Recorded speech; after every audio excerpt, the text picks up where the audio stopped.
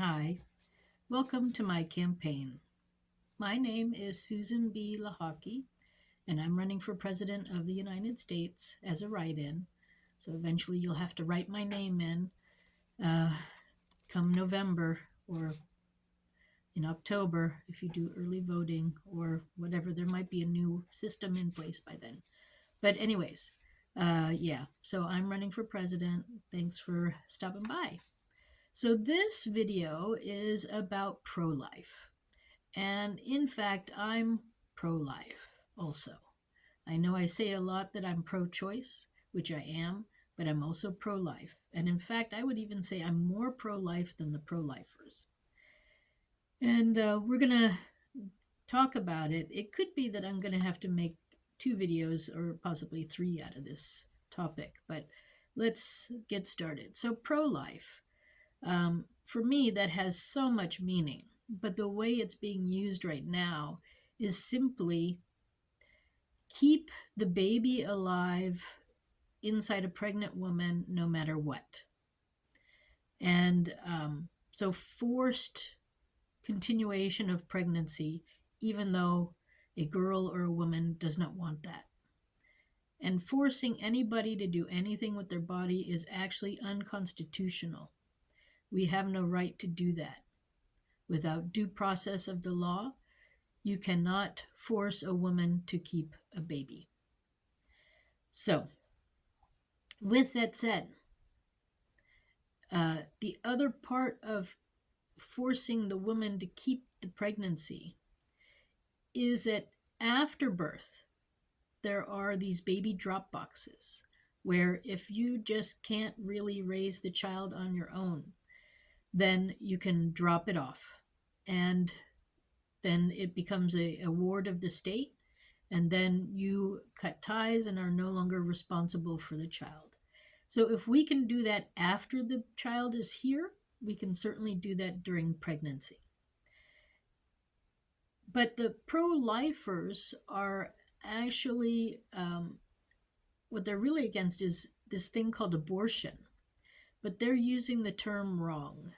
So abortion is actually an operation that happens throughout a woman's life at various times. They have to go in sometimes to the uterus and remove things, and they do a procedure called an abortion. And so it's not necessarily being done on even a pregnant woman. There might be somehow other things growing inside. I know, it sounds kind of gross, but it's true. So when somebody who doesn't know all the medical terms is reading documents of other people and finding out why they went in for a certain procedure, it doesn't necessarily mean it was a termination of a pregnancy through using the abortion operation. What it means is that a woman went in and had an abortion, and it could be for many reasons. So like I discussed in my abortion video already, I had to have 2. Now, one was because the placenta, after giving birth to my son, did not come out. So they had to perform an abortion to get the placenta out. That was actually after giving birth. Then the other time I had a miscarriage, but it was late at 14 weeks, and I was bleeding.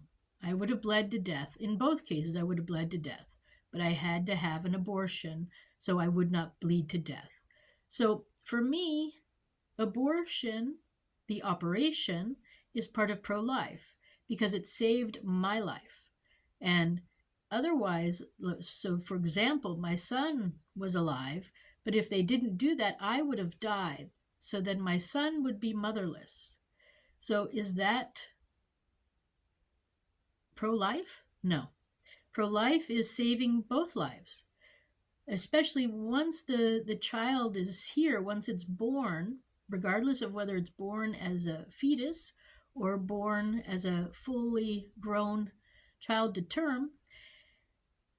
Once it's born, according to our documents, so the U.S. Constitution states that you are a citizen once you are born.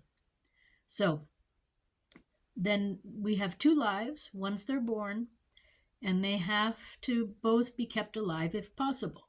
So the operation of abortion needs to be available to keep the mother alive, period. So pro-lifers currently are saying no abortions, but you have to have abortion to be truly pro-life. Sorry. So it's important to keep both mom and baby, or babies plural, alive.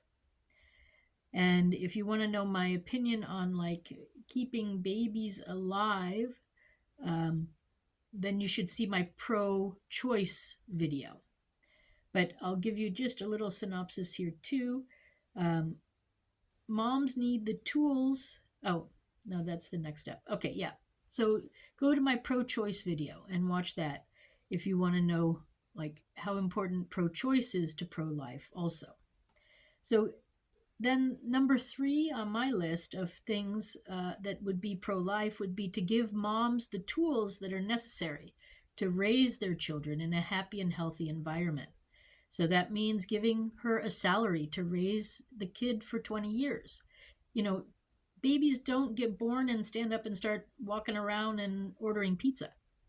No, they need a lot of tender love and care, especially at the beginning. It's very intense, but then as 20 years goes by, it's less intense.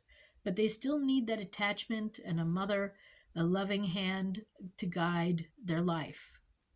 So she needs a salary with all the normal benefits, health care, of course. I mean, yes, and then vacation time and a pension and everything, but also training. We have a lot of girls and women who have never really seen how to raise a child. So we need to put in some education on how to be pregnant, how to give birth, how to be a family, how to raise a child. So we got to give moms the tools that they need. That is also pro-life. Our current system is pro-poverty, pro-putting women and families into poverty. And this has to stop because it's not working and it's not fair. Being a mother is a full-time job for 20 years. And if you have a couple, so it might be about 25 years. It's a full-time job raising a family, you know. So anyway, that's pro-life for me. And then more pro-life is not going to war. Going to war is not pro-life. That's pro forcing people to do your bidding, and that's not pro-life. Anytime you force somebody to do something, it's not pro. It's the opposite, anti-life. So war is anti-life. There's not only killing and maiming and abusing, but then there's also the pollution too.